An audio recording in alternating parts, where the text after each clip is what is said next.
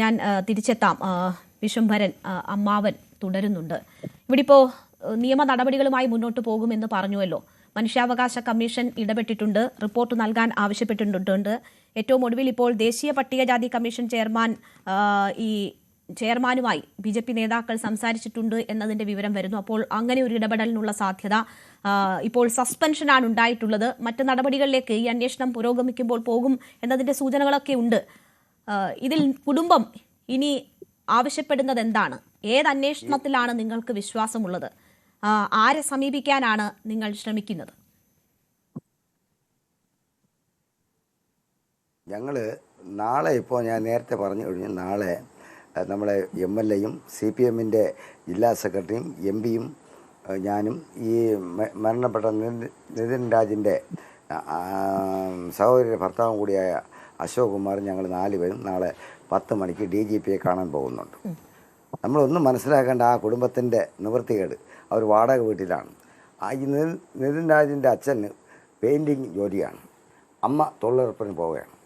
അപ്പോൾ അതിൽ നിന്ന് കിട്ടുന്ന തുച്ഛമായ വരുമാനങ്ങളുടെ ഒരു അംശം നീക്കി വെച്ചാണ് ഈ കുട്ടിയെ അവൻ 10ാം ക്ലാസ്സിൽ പഠിക്കുമ്പോഴും എല്ലാത്തിനും A+ ആയിരുന്നു. അതേപോലെ +2 പഠിക്കുമ്പോഴും എല്ലാത്തിനും A+. പഠിക്കാൻ നല്ല മിടുക്കനാണ്. അപ്പോൾ അത്തരത്തിലുള്ള ഒരു സാധാരണ ഒരു അർത്ഥപട്ടിണിക്കാരനായ ഒരു കുടുംബത്തിലെ ഒരു കുട്ടി ഈ രീതിയിൽ പഠിക്കാൻ പോയപ്പോൾ അവനവിടെ ഉണ്ടായ ഒരു മാനസിക പീഡനം, അതും ആ രക്ഷകനാവേണ്ടവൻ അധ്യാപകൻ രക്ഷകനാവേണ്ടവനാണ്. അവൻ ശിക്ഷകനായി അവൻ്റെ ശവശരീരം അവൻ പറഞ്ഞതുപോലെ ഇവിടെ കൊണ്ടുവന്നു. അപ്പോൾ ഈ റാമും ഈ സംഗീത ടീച്ചറും മറ്റേ കമലും ഒന്ന് വിചാരിക്കേണ്ടത്, അവിടുത്തെ മാനേജ്മെൻറ്റും കോളേജിലെ മാനേജ്മെൻറ്റും ഒന്ന് വിചാരിക്കാനുള്ളത്, നിതിൻ രാജൻ എന്ന് പറഞ്ഞ അയാളുടെ കുടുംബം വലിയ ഒരു പാവപ്പെട്ടവനായി പോയതുകൊണ്ട് അവന് മുന്നോട്ട് പോകാൻ ആളില്ല എന്നൊരു തെറ്റിദ്ധാരണ അവരുടെ മനസ്സിലുണ്ടായിട്ടുണ്ടെങ്കിൽ അവർക്ക് തെറ്റി.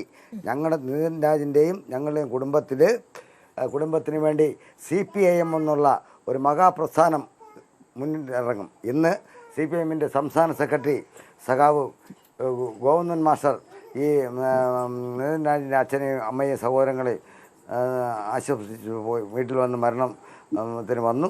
അവരോട് പറഞ്ഞു, നിയമത്തിൻ്റെ കുറ്റവാളികൾക്കെതിരെ നിയമത്തിൻ്റെ അങ്ങ് അറ്റം വരെ നമ്മൾ പോകുമെന്ന് പറഞ്ഞിട്ടാണ് പോയത്. അതേപോലെ പിന്നെ നമ്മുടെ വിദ്യാഭ്യാസ വകുപ്പ് മന്ത്രി ശിവൻകുട്ടി അദ്ദേഹവും വന്ന് മുഖ്യമന്ത്രി സ്ഥലത്തില്ല, മുഖ്യമന്ത്രി